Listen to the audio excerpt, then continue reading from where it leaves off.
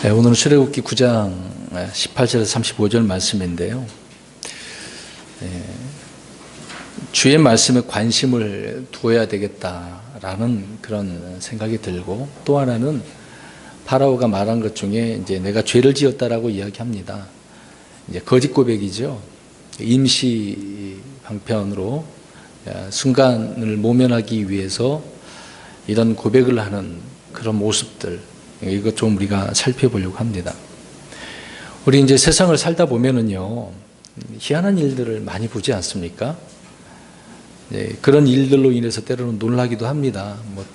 TV 뉴스, 그건 사실상 아무것도 아니에요. 어떤 일에 우리가 놀라냐라는 것을 볼 때, 사람을 가장 놀라게 하는 일은 자신이 알던 사람이 변화된 거예요. 내 아내나 내 남편이 정말 이렇게 변할 수 있을까? 우리 방황하던 우리 자식들이 갑자기 변화돼서 내가 주님을 위해서 살겠다고 한다면 정말 우리 부모님의 입장에서는 놀랍죠. 갑자기 어떤 기적이 일어나는 것보다 더 놀라운 기적으로 우리가 생각이 되어집니다. 그래서 간혹 이제 어떤 건달 같은 그런 사람이 갑자기 변해서 예수님 믿고, 우리 과거에 그러지 않습니까? 김익두 목사님이라는 분인가요? 맞나 모르겠나. 주먹 쓰는 그런 사람이 깡패였는데 예수님 믿고 목사된 그런 예가 많이 있습니다. 또 이제 그렇지만 또 반대로 오히려 존경받고 정말 이 사람은 정말 선한 사람이야 라고 했던 그런 사람이 갑자기 가정이 몰락하거나 힘들게 되는, 아니면 더 나쁘게 살인사건을 살인을 하는 그런 일들이 종종 나오지 않습니까? 사기치거나 그런 분들이 있는데요. 그런 사실로 인해서 우리가 이제 놀라게 되는 것이 있습니다. 그래서 사람이 변했다, 또 달라졌다, 이런 말을 들을 때 과연 사람이 이렇게 변할 수 있는가 계속 생각해 보죠. 어떻게 그렇게 변할 수 있는가, 그렇다는 것입니다. 그러나 사람이 딱 한 가지 경우에 완전히 변할 수 있는 사실을 우리는 성경 말씀을 통해서 알 수가 있죠. 그것은 바로 주 예수 그리스도를 인격적으로 만났을 경우에 하는 것입니다. 주님을 정말 만난 사람은요, 그 순간 변해버린 겁니다. 시간이 흘러서 말씀을 배워서 그렇게 변할 수도 있지만, 정말 인격적으로 만나는 사람은요, 자기가 지금 가는 길을 그냥 멈추고 포기해버리는 거죠. 손해를 본다 할지라도, 사람들이 손가락질하고 조롱한다 할지라도 그냥 멈춰버리고 주님께서 원하시는 삶을 살겠다, 이렇게 변화된 사람들이 많이 있습니다. 그러니까 주님을 인격적으로 이렇게 만났을 경우에 이렇게 변화가 된다는 것이죠. 예를 들어 주님 옆에서 이제 두 사람이 있었잖아요. 강도가.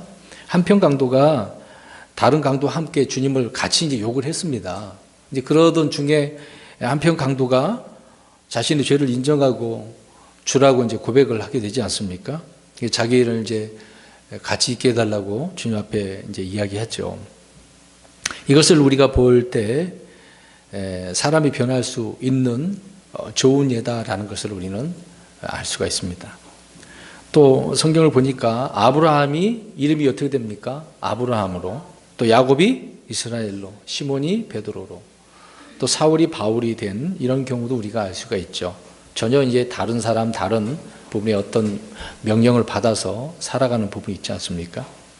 그러니까 금방 제가 아브라함부터 바울까지 말씀을 드렸는데, 이들의 공통점은 무엇이겠습니까? 늘 하나님과 깊은 인격적인 교제가, 또 교제와 그 만남을 지속하고 있었다는 것이죠. 오늘 하루만 그런 게 아니라 매일매일 하나님과 동행하는 삶. 에녹이 그런 사람이 아니었습니까? 악한 세상에서 하나님과 동행한다는 게 이게 쉬운 게 아니거든요. 지금 이 마지막 때 세상이 악한 세상인데요, 얼마나 그리스도인들이 하나님과 이렇게 동행하는 인격적인 교제와 만남을 날마다 이렇게 하면서 살아가는가, 그게 중요하다는 것입니다.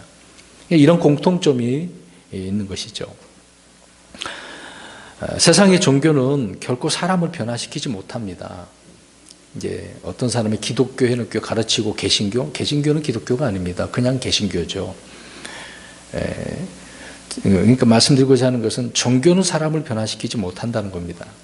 그러나 사람을 변화시키는 것은 복음이라는 거죠. 주님의 말씀이고 우리 예수님 아니겠습니까? 복음이 예수님이시죠. 교회를 다닌다고 사람은 변하지 않지만 예수 그리스도에게 속하게 되어지면 그 사람은 변하게 되어집니다. 교회 열심히 다녀봤자 소용이 없어요. 예수님 안에 있느냐 없느냐가 중요한 거죠. 뭐 교회 온다라고 하는데 말릴 수는 없고 누구나 다 오라고 하지 않습니까? 근데 자리에 앉아 있는 분들이 정말 인격적으로 주님을 만난 구원받은 사람이냐, 이제 그 얘기를 강조하는 것입니다. 중요한 것은 그 사람이 주님 안에 주님께 속한 사람이냐 아니냐, 그거라는 것이죠. 오늘날 우리 한국 교회만 봐서도 알 수 있듯이 기적을 체험하는 사람들이 얼마나 많습니까? 또 그것을 추구하고요, 은사를 많이 받았다고 그렇게 말들 하는 사람들이 있는데, 과연 그런 사람들이 영에 속한 사람인가? 질문을 던지면 갸우뚱할 수밖에 없습니다. 3년 반 동안 예수님과 동행했던 제자들은 수없이 많은 표적을 보고 체험하지 않습니까? 심지어 그들은 직접 병자들을 치료하기도 했잖아요. 그들의 손을 얹어서 마귀들이 막 나가고 그런 경험을 하였죠. 그러나 그런 체험과 능력은 그들 중 아무도 변화시키지 못했습니다. 그들은 여전히 육신적인 사람이었던 거죠. 그런 능력을 부여받았음에도 불구하고 일은 무슨 일을 하긴 하지만 대부분 다 육신적인 제자들이었다라는 것입니다. 그들이 변화를 이렇게 경험한 것은 부활하신 주님을 만나고 성령을 받은 후였다는 것이죠. 성령 받고 나서 나중에 부활한 주님을 이제 알고 깨닫는 다음에 이들이 변화돼서 목숨까지라도 내어놓지 않습니까? 이제 그러기 전까지는 그게 안 됐던 거죠. 성도들이 그래서 인격적인 성숙과 성장을 위해서는 지속적으로 아까 아브라함과 바울 이런 사람들이 하나님과 어떻게 살았다고요? 동행하는 삶, 지속적인 은혜의 교제와 또 말씀 안에 거함으로 성령님의 열매와 능력을 통해서 되어진다는 거죠. 이게 오늘날 우리 그리스도인들에게 중요한 점인데 이게 안 되는 것이 있습니다.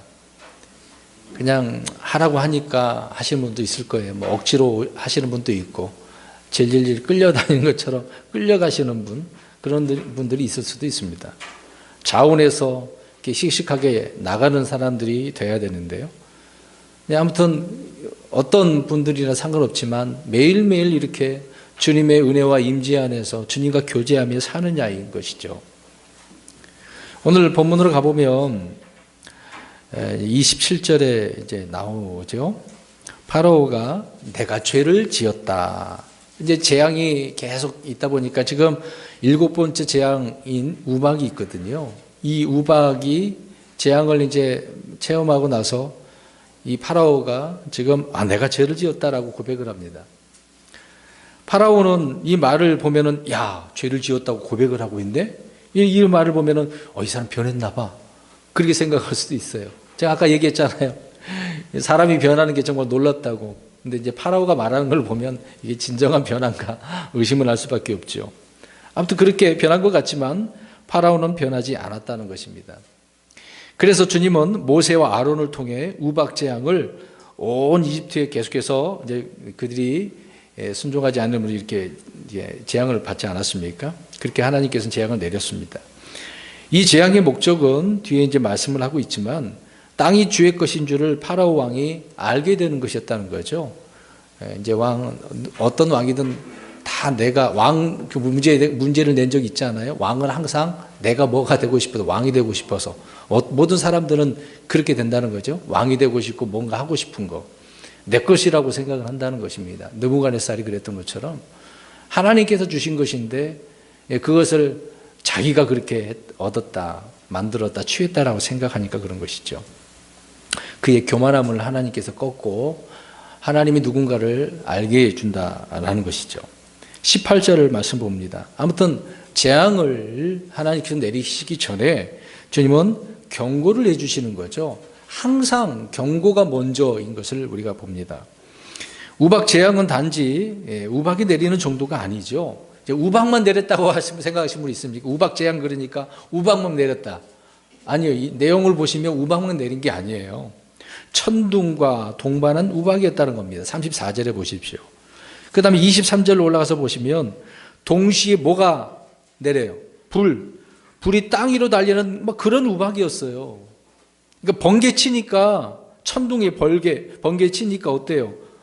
뭐 불이 뭐 탈 수밖에 없는 거죠. 그러니까 이는 천둥과 비가 섞여서 번개가 막 연이어 땅에 막 내렸음을 우리가 알 수가 있는 거죠. 하나님은 그렇게 우박 재앙을 내리신 거예요.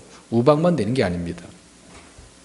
그 다음에 23절, 24절에 보면은 이 재앙의 정도가 어느 정도인지를 말씀해 주고 있는데, 우박, 번개, 천둥, 서리, 벼락이 온 이집트에 이렇게 내려쳤다고 한다면 그 피해는 어떨까요? 여러분, 지금 이집트 지역만 우리가 생각하면 안 되겠죠. 옛날에는 더 넓었겠죠. 그걸 생각을 해 보십시오. 우리나라하고 비교해 보면 면적이 뭐 몇십 배 되지 않겠습니까? 뭐 미국하고 우리나라하고 42배인가? 정확한 건 모르겠습니다만 학교 다닐 때 그렇게 들었었는데요. 굉장히 큽니다. 넓어요. 근데 온 지역이 내렸다고 한다면 그들의 피해가 얼마나 되겠냐고요. 이 특별한 재앙은 파라오와 이집트 백성들에게 주님의 심판임을 지금 알려주고 있는 거죠. 그냥 자연현상이 아니에요. 여러분, 우리나라에도 우박이 가끔 내려요, 안 내려요? 내리잖아요. 그런 우박 생각하지 마세요. 엄청난 우박입니다. 짜잘한 그런 우박이 아니에요. 이런 재해가 일어난다면 우리 한국에서는 어떻게 하겠습니까? 나라에서 급히 어떤 본부를 세우겠죠. 그리고 수습을 해 나가게 되지 않겠습니까? 그런데 지금 파라오는 엄두가 안 나요. 온 지역이 이렇게 됐기 때문에 무엇을 어떻게 해야 될지도 모르는 상황 아니겠습니까? 주님은 이런 재앙을 어떻게 수습하고 또 그렇게 수습해야 하는지를 말씀하신 대신에 먼저 18절 말씀에 무엇을 해주고 있다고요? 경고를 해주고 있다고요. 이런 일이 있게 되는데 경고, 조심해라, 주의해라, 내 말대로 안 하면 이렇게 된다, 그 말씀을 하고 있는 거죠. 감히 주님이 내리는 재앙을 막을 수 있는 그런 사람이 어디 있겠습니까? 주님이 선포하시면 그대로 돼요, 안 돼요? 그대로 되는 거예요. 물을 수가 없어요. 이미 선포됐어요. 경고한 것입니다. 근데 그 재앙을 피할 수 있는 간단한 말씀, 경고해 주면서 피할 길도 주님께서 말씀합니다. 19절을 보십시오. 읽어봅니다. 시작. 그러므로 이제 사람을 보내어 내 가축과 들에 있는 내 모든 소유를 모으라. 들에서 발견되고 집으로 들여오지 않을 모든 사람과 짐승 위에 우박이 내려 그것들을 죽게 하리라 하라 하시니라. 아멘. 경고 주시면서 이 문제를 해결할 수 있는 방안까지 주님께서 말씀해 주고 있는 거죠. 사람을 보내서 소유들을 다 집 안으로 집어넣으라는 거죠. 아무튼 우리 주님은 심판에 앞서서 피할 길을 이렇게 주셨는데, 항상 성경은 미리 경고의 말씀을 주고 있습니다. 언제나 주님은 심판에 앞서서 경고하시고 피할 길을 주시는데, 그러나 이 말씀을, 이 경고를 믿지 않을 때, 듣지 않을 때 재앙은 그대로 임한다는 사실입니다. 이런 말을 들을 때 정상적인 생각이 있는 사람이라고 한다면 벌벌벌 떨어야죠. 정말 그래? 그리고 빨리빨리 이게 데려와야 되겠구나, 이런 생각이 들지 않겠습니까? 근데 이미 지금 7째 재앙이니까 앞에 몇 가지가 있었어요? 6가지가. 이것을 봤으면, 경험을 했으면 더 벌벌벌 떨어야죠. 야, 또 재앙이래, 재앙이래. 그럼 정신 차려야 되는 거 아니겠습니까? 이렇게 지금까지 6차례에 걸쳐서 재앙이 있었는데 이미 하나님의 말씀이 문자 그대로 성취되었다는 것을 경험한 사람이라고 한다면 더욱 정신 차려야 되는 거죠. 그러나 파라오는 어떻습니까? 조금도 꿈틀거리지 않네요. 지금 파라오 얘기하려고 그런 게 아니거든요. 잘 들으십시오. 파라오 얘기지만, 자, 이에 앞서서 우리 하박국 대언자를 우리 생각해 보겠습니다. 하박국 3장 2절 가서 보십시오. 하박국 대언자는요, 하나님께 내리신 어떤 재앙을 물론 이스라엘 백성들이 말씀을 하지만 재앙을 직접 보지 않은 이 하박국이 말씀을 듣기만 해도 어떻게 했는지를 초반절에만 보겠습니다. 3장 2절 읽습니다. 시작. 오 주여, 내가 주께서 말씀하신 것을 듣고, 보세요, 말씀을 들을 때 어떻게 했다는 거죠? 두려운 거죠. 이것이 파라오와 하나님의 사람의 차이인 거예요. 하나님의 사람은 하나님의 말씀이 두려운 거거든요. 듣기만 해도. 근데 믿지 않는 이런 악한 파라오는, 또 세상 사람들은 두려워하지 않고 오히려 대들죠. 하박국은 하나님의 말씀을 듣는 것으로만 이렇게 것만으로도 두려웠고 떨었다고 말씀을 하고 있는 겁니다. 그 다음에 16절 가서도 보십시오. 하박국 3장 16절에도 내가 들을 때 내 배가 어떻게 했대요? 떨었어요. 그 목소리로 말미암아 내 입술이 떨렸대요. 썩게 하는 것이 내 뼛속으로 들어오매 내가 내 속에서 떨었다. 정말 놀랍죠. 여러분, 이 정도로 우리가 하나님의 말씀을 대하고 있습니까? 그냥 대충 막 넘어가고 있나요? 이런 심판의 말씀들이 있을 때 물론 우리 그리스도인들에게는 자유하고 주님의 약속이 있으니까 기다리고 있지만, 그런 의미를 생각, 내 행위를 보면은 여전히 연약하지 않습니까? 이런 말씀을 읽을 때만 해도 나 자신을 돌아보게 하는 거죠. 진실로 하나님의 말씀을 듣는 사람이라고 한다면 주님의 이 경고와 심판의 말씀을 들을 때 떨림과 두려움이 있는 것은 당연한 일입니다. 현대 기독교를 한번 보시기 바랍니다. 주님의 은혜와 사랑을 지나치게 강조를 하고 있는 거죠. 사랑을 강조하고 있는데 공의, 하나님의 판단, 이 심판, 막 지옥 얘기도 안 한다고 하지 않습니까? 그래서 주님에 대한 경외심도 두려움도 이제 사라지는 거죠. 점점 그냥 사랑만. 아니, 하나님 긍휼이 많은 하나님이야. 물론 맞아요. 틀린 말은 아니에요. 그러다 보니 하나님의 말씀에 이 심판이 두렵지 않은 거예요. 우리 그리스도인들은 무슨 심판을 받습니까? 행위에 따라 그리스도의 심판석에서 심판을 받는 거죠. 죄에 대한 심판이 아니란 말입니다. 예수 그리스도를 믿고 난 이후에 우리의 삶이, 우리의 행위가 어떠한 행위였느냐, 그 행위 심판인 거죠. 아무튼 오늘날 현실은 이렇게 사랑만, 긍휼만 강조하고 있다는 거죠. 특히 성경에 기록된 말씀에 대해서 두려움이 전혀 없습니다. 오늘 파라오가 그러지 않습니까? 하나님을 대적한 사람들은, 모든 사람들이 다 이런 식으로 나오는 거죠. 이것은 파라오의 마음이고 사악한 마음인 것입니다. 반면에 말씀을 듣고 두려워 떨 줄 아는 사람은 주님의 은혜를 입는다라고 말씀을 하고 있습니다. 그 구절을 한번 볼까요? 이사야 66장 2절, 5절도 말씀하고 있는데 2절을 보시기 바랍니다. 2절을 보십시오. 이사야 66장 2절 시작. 그 모든 것들을 내 손이 만들었으므로 그 모든 것들이 존재해 왔느니라. 주가 말하노라. 오직 나는 이런 사람, 곧 가난하고 통회한 영을 가진 자, 내 말에 떠는 자를 보살피리라. 아멘. 주님의 말씀을 들을 때 떠는 사람, 두려워할 줄 아는 사람을 보살펴 주신대요. 근데 그렇지 않고 파라오처럼 이렇게 대들고 대적하는 사람 하나님께 내버려 두시겠습니까? 교만한 자를 가장 싫어하시는데요. 저 사탄이 교만한 자였지 않았습니까? 5절 말씀도 보세요. 주의 말에 떠는 자들아, 이렇게 말씀하고 있죠. 저와 여러분은 파라오처럼 주의 말씀을 듣고도 두려움이 있습니까? 없습니까? 아니면 하박국 대언자처럼 두려움에 떨고 있느냐, 이 말이죠. 하나님의 말씀을 꿀처럼 달다, 이런 고백을 하잖아요. 그 암송을 항상 하고 있어요. 근데 주야로 또 묵상도 하고, 이렇게 고백했던 다윗의 고백을 한번 들어볼까요? 다윗도 그렇게 고백을 하면서도 또 다른 마음이 있었어요. 시편 119편 161절 보십시오. 저야 여러분들이 이렇게 했으면 좋겠습니다. 오늘 출애굽기의 10가지 재앙 중에 7번째 재앙인 우박 재앙에서 파라오의 그 상태를 우리가 보면서 우리 자신을 생각해 보고자 하는 것입니다. 119편 161절 161 시작. 통치자들이 까닭없이 나를 핍박하였으나 내 마음은 주의 말씀에 두려움 가운데 서 있나이다. 아멘. 마음은 주의 말씀에 두려움 가운데 서 있다. 물론 우리 예수님을 지칭한 부분이 하지만 이 시편 기자인 이 119편의 시편 기자가 이렇게 주님의 말씀을 두려워했다라고 말씀하고 있는 거죠. 그 말씀을 사랑하는 사람, 말씀을 깊이 묵상하고 순종한 사람들은요, 이렇게 주님의 말씀에 두려움을 잘 아는 거죠. 오늘 본문에 나오는 파라오는 말씀을 멸시했기 때문에 결국 어떻게 됐습니까?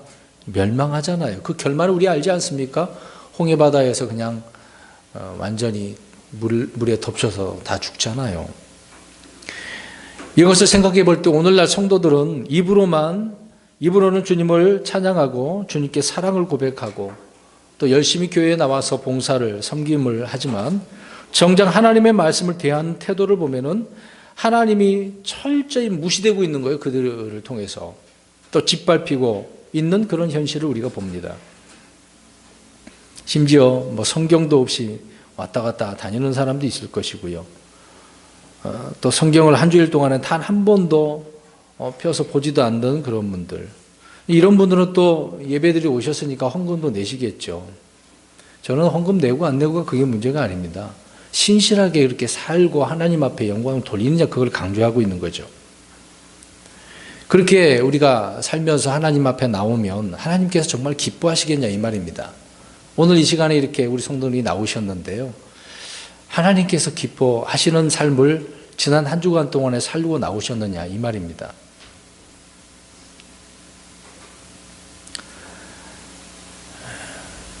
우리가 이렇게 잘못된 삶을 보면 파라오가 말하고 행한 그런 삶을 우리도 살고 있다는 것이죠. 하나님의 말씀을 두려워하지 않는다는 것은 말씀을 멸시하는 것과 같다, 그런 의미가 아니겠습니까? 한 가지 예를 보면 이스라엘 백성들이 이제 북쪽과 남쪽이 있잖아요. 남쪽 유다가 이제 멸망의 길로 들어설 때에 하나님의 말씀을 대했던 그런 왕과 신하들의 태도를 보면 알 수가 있습니다. 정말 힘들고 어려운데 정신 차려야 되잖아요. 근데 그럴 때 더 어떻게 했는지 한번 볼까요? 우리 성경 보겠습니다. 예레미야 36장 23절 24절 보세요. 말씀을 정말 두려워하지 않는 사람이 있어요. 멸시하고 그 말씀을 그냥 찢어버리는 거죠. 태워버려요. 예레미야 36장 23절 24절 두 구절을 읽겠습니다. 시작. 여우디가 선어 쪽을 낭독했을 때에 그가 펜칼로 그것을 찢어 화로 위에 불에 던져서 마침내 그 두루마리 전부를 화로 위에 불에서 소멸시켰더라. 그러나 이 모든 말을 들은 왕과 왕의 신하들 중에 아무도 두려워하거나 자기 옷을 찢지 아니하였더라. 아멘. 예레미야가 하나님의 말씀을 받아서 기록을 한 것을요, 전해준 거예요. 그래서 여우디가 이제 왕의 사자잖아요. 이 사람이 이제 가져와서 이제 낭독을 했단 말입니다. 그랬는데 낭독했는데 그가라고 이제 여호야김 왕이죠.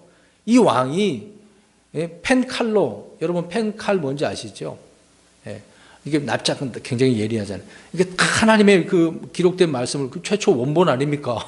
예레미야가 기록한 다 찢어갖고 불에 던져서 태워버렸던 거죠. 여러분, 놀랍지 않습니까? 우리 성도 여러분 혹시 이 성경 태워보신 적 있으신가요? 무섭서 뭐 태우지도 못할걸요? 제대로 생각하는 분들은. 근데 지금 이 여호야김 왕을 보세요. 최초의 원본이잖아요, 그 당시. 뭐 잘못하면 이 원본을 신성시할 수도 있는데, 아무튼 그 귀한 하나님의 말씀을 일일이 다 손으로 쓴 말씀을 찢어서 태워버리잖아요.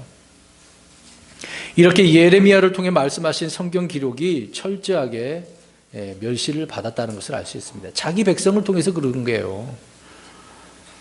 이것이 바로 영적으로 타락하고 하나님을 떠난 이스라엘의 배교한 이런 모습이 아니겠습니까? 오늘날 우리 그리스도인은 어떻습니까? 우리는 단지 뭐 구약에서 그랬으니까 뭐 지금 안 그러겠지. 아니에요. 계속해서 그렇습니다. 구원받은 성도들 역시 구원받은 그 구원을요, 우리 안에서 뜻을 두고 행하시는 그 주님을 두려움과 떨림으로 드러내야 되잖아요. 구원받은 것을 드러내라고 그랬지 않았습니까? 빌립보서에서. 주님은 우리 안에서 일하시고 우리는 우리 몸으로 그것을 드러내야 하는 것이죠. 말씀에 대한 두려움과 떨림이 없다라고 한다면 이 시간 우리는 주님 앞에 정말 겸손히 통회하고 고백을 해야 됩니다. 죄를 고백해야 되겠죠. 무엇보다 하나님의 말씀을 멸시한 이 부분을 우리가 회개해야 되는 것입니다. 다시 오늘 본문으로 가서 보십시오. 20절, 21절. 출애굽기 9장 20절, 21절. 파라오의 신하들 가운데 주의 말씀을 두려워하는 자는 자기 종들과 가축을 피하게 하여 집으로 들여보냈으나 주의 말씀에 관심을 두지 아니하는 자는 자기 종들과 가축을 들여두었다라고 말씀하고 있습니다. 계속해서 이런 재앙 속에, 이 재앙의 심판 가운데 이집트에는 드디어 말씀을 두려워하는 사람도 있었네요. 근데 두 부류로 지금 나눠지게 되지 않습니까? 주의 말씀을 두려워하는 사람과 주의 말씀에 관심을 두지 않는 사람, 나눠지네요. 이들은 자신들의 믿음에 따라 자신들의 가축과 종들의 운명이 지금 있는 거예요. 지금 두려워하는 사람은 가축들과 종들을 어떻게 한 겁니까? 데려오죠. 그렇지 않은 사람은 죽이는 거예요. 자기 때문에 누가 죽은 거예요? 예. 이런 사람이 되어야 되겠습니까? 그러니까 나 한 사람 때문에 다른 사람을 살릴 수도 있는 거잖아요. 주의 말씀에 이렇게 벌벌벌 두려워 떠는 사람은요, 자기뿐만 아니라 다른 사람도 살리는 거예요. 사람은 저마다 자신의 그 믿음대로 행하게 되어져 있습니다. 어떠한 믿음으로 사느냐가 중요한 거거든요.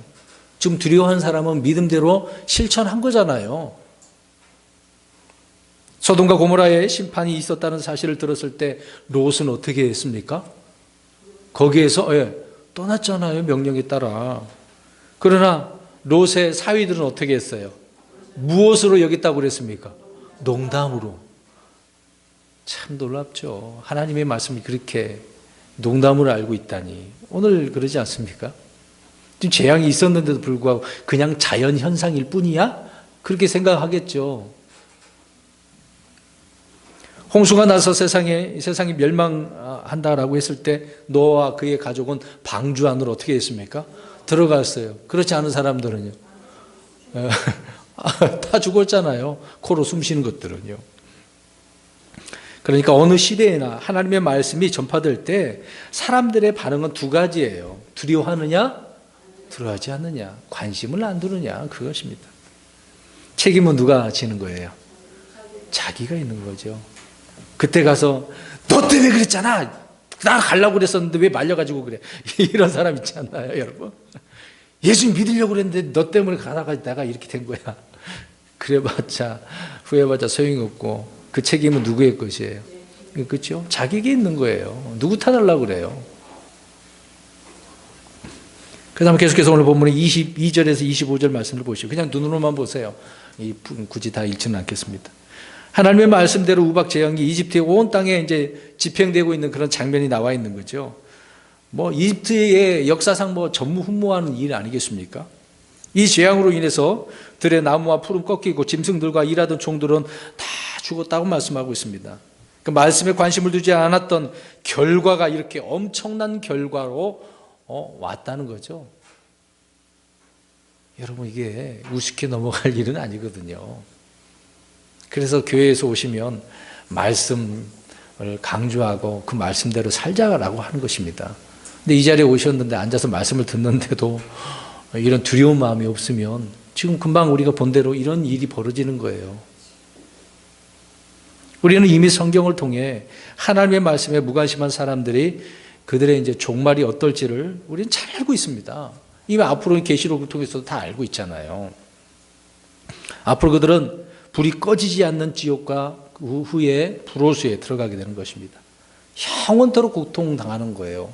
한 번 가면 돌아오지 않아요. 건너면 못 돌아오는 거예요, 거기는. 말씀을 멸시하는 자들의 받을 그런 고난으로 이 땅에서 어떤 사람이 죽은 것 아니면 재산상의 손실, 그건 아무것도 아니에요. 그 혼의 문제잖아요. 혼의 문제. 혼에 관련된 그런 영원한 문제라고 한다면 지금 더 떨어야죠. 내가 앞으로 어디로 가는가? 지옥이냐 저 하늘이냐? 이 갈림길에 있는데 우리가 두려워해야 되는 거 아니겠습니까? 물론 우리는 이제 두려움의 영은 없죠. 주님을 통해서 이제 평안의 영인데 말씀의 의미를 우리가 이해를 해야 되는 것입니다. 파라오와 그의 동류들, 같은 부류를, 그렇게 부류들이 저지른 이런 죄에 대해서 성경은 뭐라고 경고하는지 보겠습니다. 민수기 15장 31절 가서 보십시오. 주의 말씀을 멸시한 자들의 결말에 대해서 설명을 하고 있습니다. 민수기 15장 31절. 민수기 15장 31절 시작. 그 사람이 주의 말씀을 멸시하고 그의 명령을 깨뜨렸은즉 그 혼은 완전히 끊어지고 그의 불법이 그에게로 돌아가리라. 죽는 것이고 그 결과가 죽음으로 왔는데 나중에 이 지옥에 있게 됨을 말씀하고 있는 거죠. 생각해 보시기 바랍니다. 주님이 이렇게 말씀했는데도 불구하고 아무런 느낌이나 마음의 깨달음이 없다라고 한다면 그는 분명히 파라오의 후예일 거예요. 태양의 후예가 아니라 파라오의 후예. 주의 성도가 계속해서 육신적으로 살고 마귀처럼 산다면요, 그의 혼은 구원받았다 할지라도 생명은 매우 위험에 처해 있다는 사실을 아셔야 됩니다. 여기 보세요.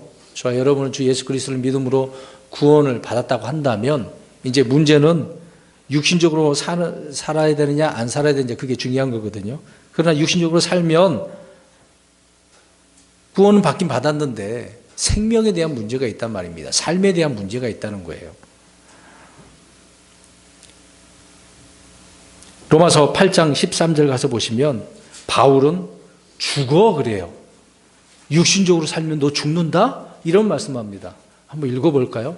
제가 그냥 말하고 넘어가 버리면 목사님 그러지 마세요. 무서워요. 그렇게 하고 넘어갈 것 같아서 바울이 말한 이 부분을 읽고 넘어가면 좋겠습니다. 시작. 너희가 육신을 따라 살면 죽을 것이로되 성령을 통해 몸의 행실을 죽이면 살리라. 아멘. 지금 그리스도인에게 말씀하고 있는 거거든요. 그리스도인이 육신에 따라 살면 죽는데요. 그냥 그 육신이 심판받는 거죠. 그 심판은 지금 이 세상에서 살아있을 때 그 심판에 대한 이야기입니다. 우리는 육신대로 살아서는 안 되는 거죠. 육신대로 사는 것은 주의 말씀을 멸시하는 겁니다. 멸시하는 거예요. 구원의 은혜를 모독하는 것이고 성령님을 욕되게 하는 것 아니겠습니까? 하나님의 말씀을 멸시하는 자는 주님께서 심판과 징계 그것밖에 없어요. 그 외에는 없습니다. 한 구절 또 보겠습니다. 역대기하 36장 15, 16절. 역대기하 36장 15, 16절. 이스라엘 백성들에게 주어진 말씀, 그들에게 일어난 일들을 본보기로 우리가 삼아야 됩니다. 역대기하 36장 15, 16절 시작. 주 그들의 조상들의 하나님께서 자신의 백성과 자신의 거처를 불쌍히 여기셨으므로 자신의 사자들을 통해 그들에게 말씀을 보내고 늦기 전에 일어나 보내셨으나 그들이 하나님의 사자들을 조롱하고 그분의 말씀들을 멸시하며 그분의 대언 자들을 학대하여 마침내 주께서 자신의 백성을 향해 진노하사 구제할 길이 없게 되었더라. 아멘. 구제할 길이 있어요, 없어요? 없어요. 이렇게 될까 봐 미리 경고해 줬는데, 피할 길도 알려줬는데 거부한 사람들에게 이렇게 되어지는 겁니다. 그래서 말씀을 멸시하는 자는 누구라도 멸망을 당하게 되어진다고 말씀하고 있습니다. 이스라엘이 당했던 그 이유는 바로 여기에 있는 거죠. 뭐 바벨론이 강대국이어서 망한 것이라고요? 아니에요. 역사는 그렇게 말할 겁니다. 그러나 하나님의 말씀에 관심을 두지 않았기 때문에, 멸시를 했기 때문에 이스라엘 백성들이 멸망당한 거예요. 하나님을 잘 섬겼어 봐요. 지금도 얼마나 하나님 그들과 함께 하셨겠습니까?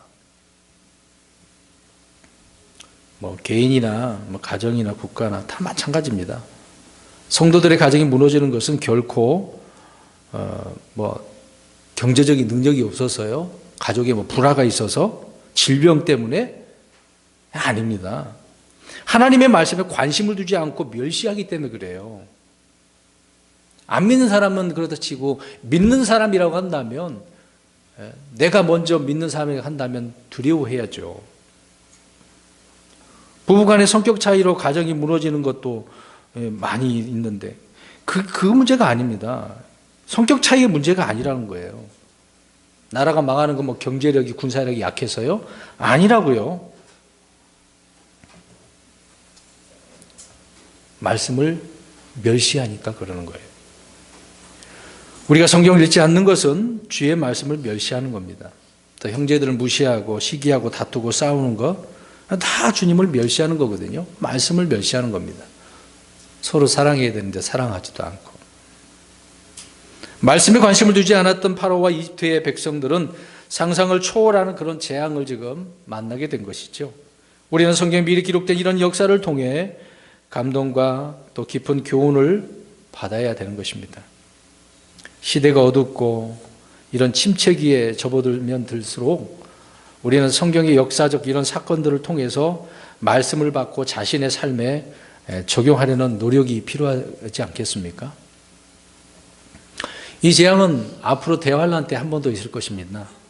계시록 8장 7절과 16장 21절에 우박 재앙을 말씀하고 있습니다. 주님은 대환란 때 우박으로 이 땅을 이렇게 치실 것인데요. 그때도 역시 환란 기간에 많은 사람들이 하나님의 말씀에 어떻게 해요? 관심을 두지 않아요. 지금 안 믿는데 환란 들어가서 잘 믿을 거라고요? 그런 소리 마세요. 지금이 중요한 거죠. 더 안 믿는 거예요. 오늘 본문만 봐도 알 수 있지 않습니까? 재앙 있고 다 보여줬는데도 파라오는 뭐라 그래요? 더 강팍하게 나오잖아요. 오늘 9장 26절을 보십시오. 아무튼 이집트에는 그렇게 내렸는데 26절 보니까 이스라엘 자손이 있던 고센 땅에만 뭐가 없더라? 보십시오. 하나님은 이렇게 분별하시고 구별하지 않습니까? 자기 백성을 구별하시는 거죠. 모세를 통해서 주님의 말씀을 듣고 이렇게 두려워하는 사람들, 그 당시에는 그랬으니까 이해할 수가 있습니다. 그 다음에 27절을 보면 파라오가 사람을 보내어 모세와 아론을 불러 그들에게 이르되 이번에는 내가 죄를 지었노라. 주는 의로우시고 나와 내 백성은 사악하도다. 이 고백을 통해서 보면은 야, 회개했어. 파라오가 회개했어. 돌이켰어. 야, 됐어. 그렇게 생각하면 오산입니다. 파라오 입에서 이런 말이 나왔는데 그러나 이 고백이 참된 회개라고 볼 수는 없는 거죠. 근데 지금 누구에게 고백을 하고 있습니까? 모세와 아론에게. 원래 누구에게 해야 되는 거예요? 그렇죠. 하나님께 해야죠, 하려면. 이제 하나님께는 하기 싫고 사람 앞에서 하는 거예요, 그러니까. 나는 이렇게 돌이켰다라고 하는 것을 하는 척 하는 거죠, 그러니까. 하는 척.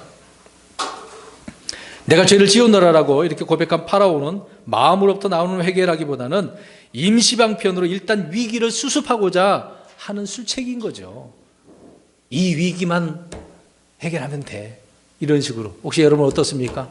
사시다가 힘든 일이 생기면 위기만 수습하려고 하나님 앞에 파라오처럼 이런 술책을 부리고 있지는 않습니까? 그런 기도를 하지 않나요?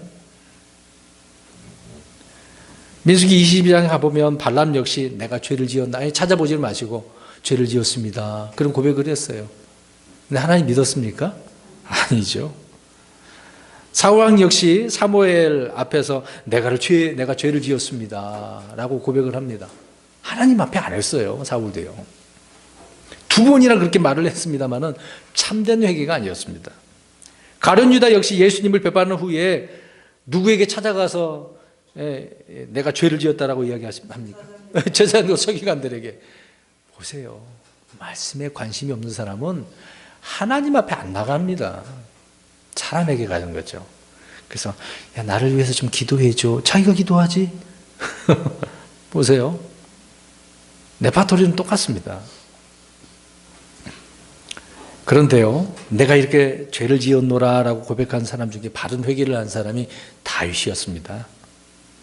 다윗은 나단 대제자에게 고백을 한 것이 아니라 주께 고백했다고 말씀하고 있습니다. 그 구절을 한번 볼까요? 사무엘하 12장 13절. 다 지금까지 말씀드린 사람은 내가 죄를 지었다 사람 앞에서 했는데 다윗은 그렇지 않았다고요. 사무엘하 12장 13절 시작. 그래서 그러면 뭐라고 그랬어? 내가 주께 죄를 지었다고요. 주께. 물론 사람한테도 잘못한 거죠.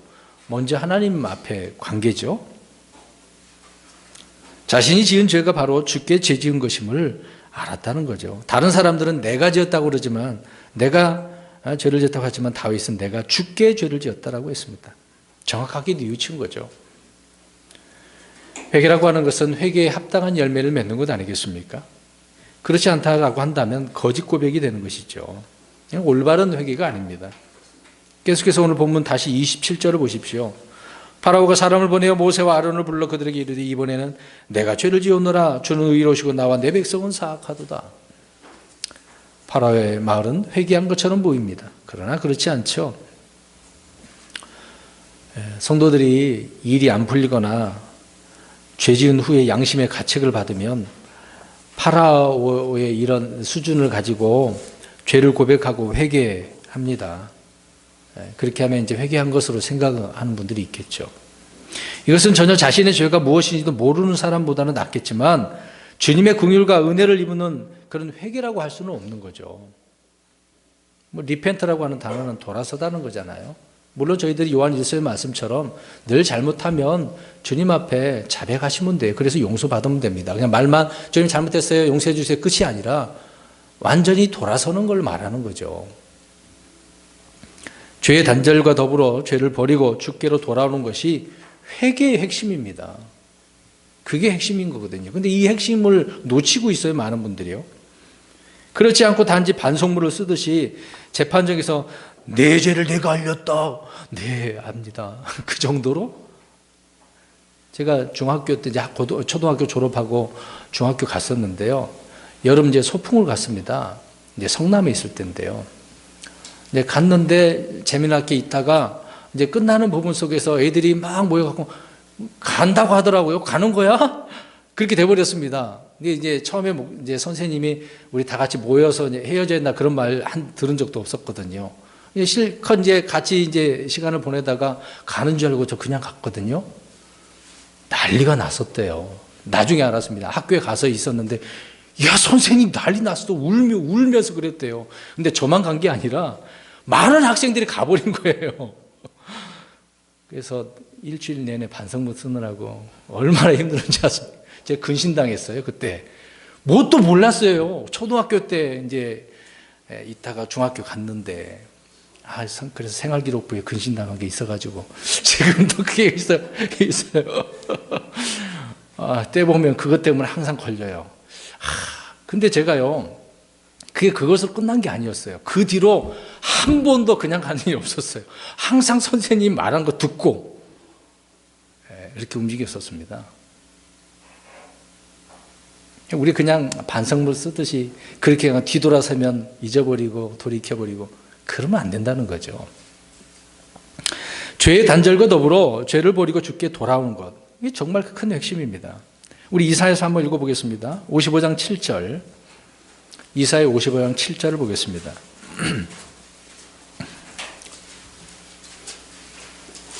(55장 7절) 읽겠습니다. 시작. 사악한 자는 자기 길을 버리고 불의한 자는 자기 생각을 버리고 주께로 돌아오라. 그리하면 그분께서 그에게 긍휼을 베푸시리라. 우리 하나님께로 돌아오라. 그분께서 풍성하게 용서하시리라. 아멘. 돌아오면 용서해 주신다잖아요. 죄와 단절을 하고 돌아오라는 이야기죠. 버리고 돌아오는 것, 이것이 회개인 것입니다. 잘못했습니다 라고.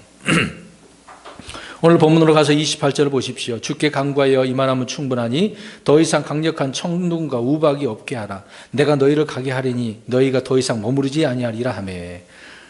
자, 파라오가 뭐 해달라고 요청합니까? 재앙이 이제 떠나게 없게 해달라고 주께 간구해. 지금 기도 요청을 부탁하고 있어요. 기도 청탁을 했어요. 지금 기도 부탁을 했단 말입니다. 파라오는 속히 재앙이 멈추기만을 간절히 원하는 거죠. 그래서 조건 없이 요구를 수용하는 것처럼 말하고는 있긴 있네요. 죄인들이 그리스도인들에게 기도를 부탁하는 경우가 있지 않습니까? 파라오는 바로 그렇습니다. 지금 이런 부탁을 하는데 지금 이게 세 번째, 앞으로 한 번 더 합니다. 10장 17절에 또 나와요. 계속 부탁합니다. 야, 하나님께 기도해가지고 이것 좀 떠나게. 자기가 기도하지? 기도 부탁 안 해요. 이걸 생각해 보세요. 누구를 이용하려고 하는 겁니까? 파라오가. 모세 아론을 지금 이용하는 거예요. 하나님 물론 이용하려고. 그런 것처럼 세상 사람들은요, 우리 성도들을 이용해 먹으려고 합니다. 조심하셔야 돼요. 잘 보셔야 됩니다. 세상 사람들에게 말려들지 마세요. 속지 마시기 바랍니다. 그들은 기도를 이렇게 부탁함으로써 자신의 죄악을 가리고 희석시키는 거거든요. 파라오가 그런 거예요, 지금요.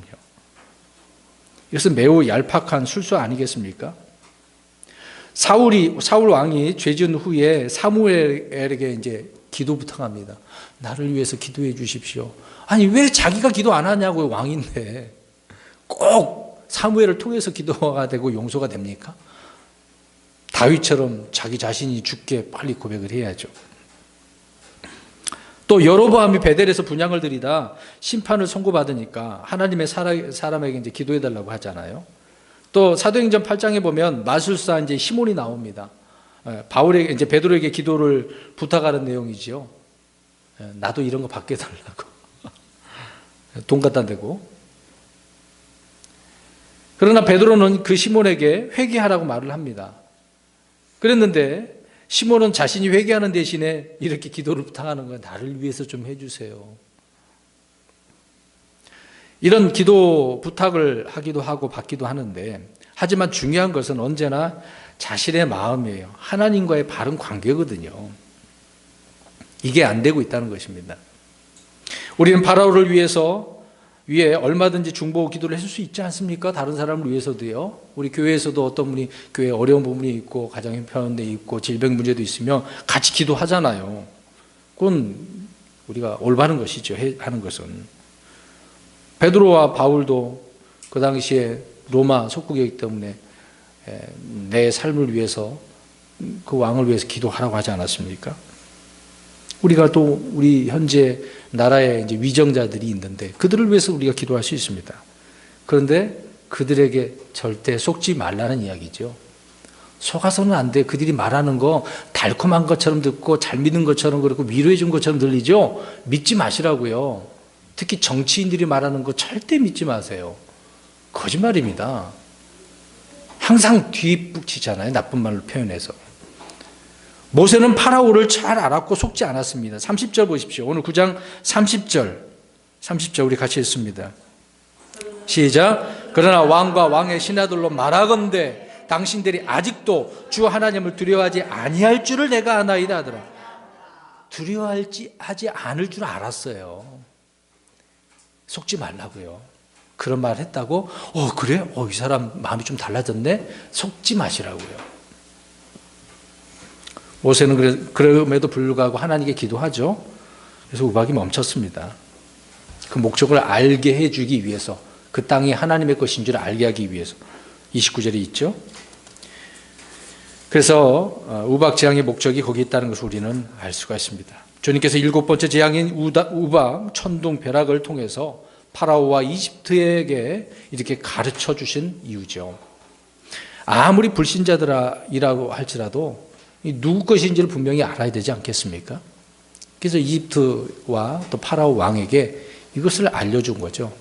목적. 그냥 없애버리고 끝나는 의미가 아닙니다. 또 이것을 해결해 주는 분도 하나님이라는 것, 그것도 하나님의 것이라는 거죠. 31절 32절 보십시오. 심판 중에도 그래서 다 파괴되긴 했는데 그래도 남겨두신 것이 있어요. 무엇입니까? 밀과 호밀. 왜? 땅 속에서 아직 자라고 있지 않았기 때문에 심어놓기만 했나 보죠. 그래서 피해를 입지 않았다고 이야기합니다. 이것 역시 하나님의 은혜잖아요. 모두 다 걷어가 버리면 이 사람들은 굶어 죽죠. 하나님은 또 공평하신 하나님이기 때문에 그런 것도 그냥 다 없애버리지는 않습니다. 모세는 주를 향하여 손을 펼침으로 우박을 그치게 했어요. 우박과 천둥이 그치자마자 그들의 이제 본심이 드러납니다. 그 다음 9절 보시기 바랍니다. 34절 35절 뭐라고 나옵니까? 그렇죠. 죄를 버린 것이 아니라 죄를 숨겨둔 채 잘못을 시인한 그런 파라오는 더욱더 범죄하죠. 마음이 더 강팍한 거예요. 이것이 참 회개와 거짓 회개의 차이라는 것을 알 수가 있습니다. 이것은 파라오만 그런 것이 아니죠. 오늘날 우리 그리스도인들 성도들 역시 마찬가지예요. 근데 잘 보시기 바랍니다. 한번 일이 터지기 시작하면 어떻습니까? 이제 우리가 이제 뚝에 구멍이 틈새가 보였어. 그러면 점점 어떻게 돼요? 커지는 거예요. 한번 시작된 환난은요, 연달아 계속 생기는 겁니다. 여러분, 우리 삶도요, 하나님께서 징계하실 때 이런 일이 벌어집니다. 처음에는 별거 아닌 것들로 하나님께서 경고 주실 수도 있어요. 그럼 빨리 정신 차려야 됩니다. 또 누구를 통해서든지 성경을 통해서든지 말씀을 어떻게 통해서든 여기서도 조금 저기서도 조금 듣게 하셔요. 깨닫게 하시려고 하나님 일을 하십니다. 그랬는데도 그것도 안 들으시면 하나로 시작했던 것이 둘이 되고 둘이 막 4개가 되고 연거푸 계속해서 일이 터지는 거죠. 오늘 파라오를 통해서도 알 수 있지 않습니까? 생각해 보세요. 예를 들어서 아이가 아파서 병원에 갔는데 태어나가 났는데 갑자기 가족 중에 아니면 자기가 교통사고 나기도 하고 차 사고 나서 잠깐 뭐 변상을 좀 하긴 했는데 갑자기 집안에 강도가 들고 이런 일이 안 생기나요? 그럼 다행이죠. 이럴 때 주님 앞에 죄를 고백하고 눈물을 흘리는, 자신을 돌아보는 그런 삶이 돼야 되는 겁니다. 근데 조금 잔잔해지면은 금방 또 나태해지잖아요. 오늘 파라오 그래요. 야, 기도해 했던 우박이 사라졌어. 야, 다행이다. 됐다. 근데 마음은 더 어때요? 더 강박하잖아요. 이런 나태해지는 성도들이 많이 있습니다.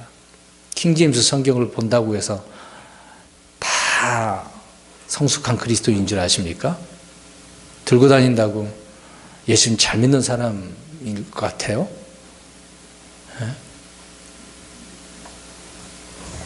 여러분, 말로만 킹제임스 그러면 안 됩니다. 오늘 파라오 같은 사람들이 많거든요. 아무튼 이런 문제가 터지게 되어지면 걷잡을 수 없이 터지는 겁니다. 이것을 통해 주님께 회개하고 바르게 서면 전화위복이 되는 거죠. 오히려 강성해지는 겁니다. 파라오처럼 이렇게 얄팍한 장깨를 부리면 오히려 이전보다 더 강한 재앙이 오게 되는 겁니다. 가면 갈수록 더 커지는 재앙이에요. 그래서 마지막 10번째 어떻게 됩니까? 장자가 죽는 거예요. 첫 번째 태어난 것들은 다 죽는 거예요. 다른 건 다 괜찮지만 자기 첫째가 이렇게 죽는다고 생각해 보세요. 첫 번째 난 것, 태생들이. 그때 가서 어떻게 하시려고 합니까? 오늘 파라오는 이번에는 내가 죄를 지었노라, 이런 고백이 합당한 그런 열매를, 회개에 합당한 열매를 맺지 못하는 거죠. 그래서 파라오는 후에 엄청난 이런 10가지 재앙뿐만 아니라 물에 잠겨서 죽는 거거든요. 그런 사실로 돌아온다는 사실을 우리가 알아야 됩니다. 이건 하나의 예잖아요. 본보기로 우리에게 말씀하고 있다고 바울은 고린도서에서 말씀하고 있습니다. 결론적으로 성도 여러분, 주의 은혜의 말씀을 통해서 변화되지 않은 사람은요, 이런 심판과 징계를 받는 겁니다. 불신자들은 지옥 가고 불로소에 들어가는 심판이지만 저와 여러분은 구원은 받았다 한다 할지라도 받는 게 있어야죠. 부끄러움 당하고 싶으신 분들은 그냥 사는 겁니다, 육신적으로. 근데 그렇게 사신 분들은 육신의 삶이 얼마나 피폐하게 되어지겠습니까? 우리는 이 시간 나의 참된 삶의 변화를 위해서 말씀에 무관심하지 않아야 됩니다. 그 말씀을 두려워야 되겠죠.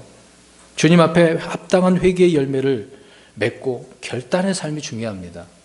오늘 연초에 말씀 기억나십니까? 우리 교회 주보에다가 표를 써놨는데, 그래, 우리의 속중심이 그분에게로 옮겨져야 되는 건데요. 음성을 듣고 옮겨져야 되잖아요. 그냥 아니. 우리가 한 해 동안 이렇게 살아가야 되는데 주의 말씀에 관심이 없으면 어떻게 하겠습니까? 나중에 파라오처럼 내가 죄를 지었습니다, 임시 방편으로요? 그때는 소용이 없는 거예요. 이미 다 많은 것을 손해보게 되는 것 아니겠습니까? 그러기 전에 주의 말씀을 듣고 벌벌벌 떨고 그 말씀에 순종하는 저와 여러분 되시기를 주의 이름으로 소원합니다.